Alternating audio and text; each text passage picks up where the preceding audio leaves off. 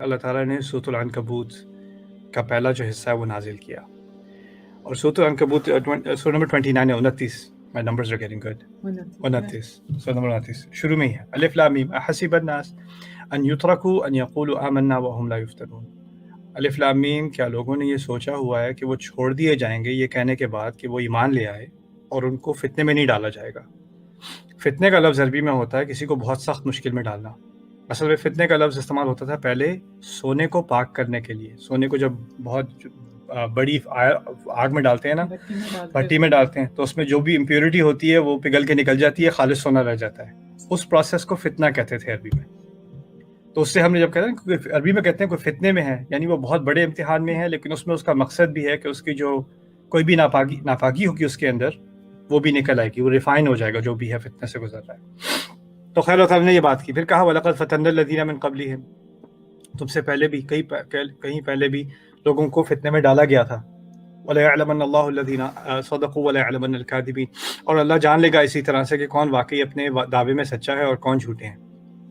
پھر کہا ام حسب الذین اجترحوا السیئات ان یسبقونا ساء ما یحکمون. پھر کہتے ہیں دوسری طرف، کیا وہ لوگ جنہوں نے اس قسم کے شدید گناہ کیے ہیں، یعنی اب اشارہ خباب کی طرف نہیں ہے، انہیں تو کہا کہ تم فتنے میں ڈالے گئے ہو، تم سے پہلے بھی ڈالے گئے، لیکن دوسری طرف بات کی کہ جن لوگوں نے یہ جرم کیے ہیں، جو سیئات کی ہیں اور ان کا ارتکاب کیا ہے، کیا وہ یہ سمجھتے ہیں کہ یہ ہم سے آگے نکل گئے، یا یہ بڑے مزے کر رہے ہیں اور ہمیں پتہ نہیں چلا اور ہماری پکڑ سے بچ گئے. جیسے کسی مووی میں ہوتا ہے نا کہ وہ پولیس والے چیس کر رہے تھے، وہ بارڈر سے نکل گیا، اب وہ پولیس کے جورسڈکشن میں نہیں ہے، رائٹ؟ تو ان کا یہ خیال ہے کہ وہ نکل گئے آگے. ساء ما یحکمون، کیا برا فیصلہ ان لوگوں نے کیا ہے، کیا برا فیصلہ ان لوگوں نے کیا ہے. تو کہنے کا مقصد یہ ہے کہ اللہ تعالیٰ نے ایک طرف تو کہا کہ میں اور آپ فتنے میں ڈالے جائیں گے، خباب بن عرب فتنے میں ڈالے گئے، مشکل ہوگی، اور مشکلات دوسرے انسانوں کے ہاتھوں سے آتی ہیں. تو امتحان تو ہونا ہی ہونا ہے، یا تو آسمانی امتحان ہونا ہے کہ زلزلے کی وجہ سے ہونا ہے، یا پہلے ہم نے بات کی تھی ہمارے کنٹرول سے باہر چیزیں ہوتی ہیں ان سے امتحان ہوتا ہے ہمارا، یا لوگوں کی طرف سے ہوتا ہے، لوگوں نے کوئی بات کی، کوئی حرکت کی ہمارے ساتھ، کوئی ظلم کیا. لیکن کسی نہ کسی طرح ہم مشکل میں ڈالے جائیں گے ضرور. یہ ہونا ہی ہے زندگی میں. زندگی آسانی کے لیے نہیں بنائی گئی. آسانی کے لمحات اس میں ہوتے ہیں، نعمتیں ہوتی ہیں، لیکن ساتھ میں مشکلیں بھی اسی زندگی کا حصہ ہیں، رائٹ؟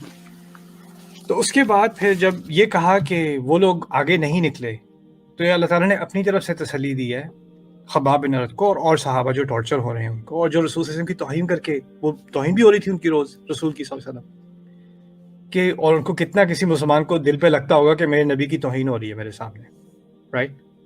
اور وہ کچھ کر بھی نہیں سکتے تھے اس وقت. رسول صلی اللہ علیہ وسلم نے بھی کہا ہوا تھا ہاتھ روکے رکھو، کفو ایدیکم، قرآن نے کہا جب کہا گیا تھا تم سے کہ اپنے ہاتھ روکے رکھو، کوئی ریاکشن نہیں دینا تم نے.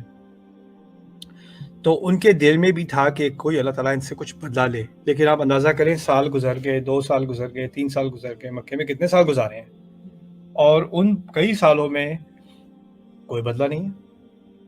ان کو تو گولی چھوٹی ہے، وہ تو اور مزے میں، مسلمان اور ٹارچر میں، اور مصیبتیں پڑ رہی ہیں. اور ہمیں نظر آتا ہے، کسی کو نظر آئے کہ یہ تو کتنے سال گزر گئے، ہمیں کہا بھائی صبر کرو، ان کو دیکھو ان کے کیا مزے ہو رہے ہیں. ہم تو پیچھے دیکھتے ہیں، کہتے ہیں کہ 23 سال میں مکہ فتح ہو گیا. اس وقت کیا نظر آ رہا تھا؟ اس وقت تو کوئی سرے سے آثار بھی نظر نہیں آ رہے تھے کہ تبدیلی آنے والی ہے یا مدینے میں جا کے کیا ہوگا، ہمیں کچھ نہیں پتا تھا ابھی، رائٹ؟ تو پہلی بات ہے کہ اللہ تعالیٰ نے بتایا، اس طرح سمجھایا ہے کہ ہمارا اپنا ایک ٹائم ٹیبل ہوتا ہے. مجھے کسی پہ غصہ ہے، میں چاہتا ہوں اللہ تعالیٰ کی طرف سے بجلی اس کے سر پہ ابھی آ کے گرے، رائٹ؟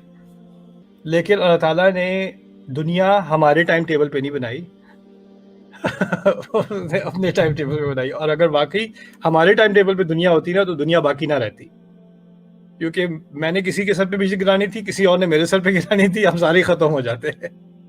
اللہ تعالیٰ کی رحمت ہے کہ کیونکہ اگر کوئی انسان سوچے کہ میری توقعات کے حساب سے انصاف ہونا چاہیے، تو پھر دوسرے انسان کے توقعات کے سے بھی، اس کے حساب سے بھی تو انصاف ہونا. اگر آپ سمجھتے ہیں کہ آپ کے ساتھ کسی نے زیادتی کی ہے تو یہ ممکن نہیں ہے کہ آپ نے کبھی کسی کے ساتھ زیادتی نہ کی ہو، آپ کو خیال بھی نہ آئے ہو اور کی ہو. تو اور اگر ہر ایک کو جزا اور سزا فوراً ملنی شروع ہو جائے اس دنیا میں، تو دنیا کی پاپولیشن تو گئی ختم.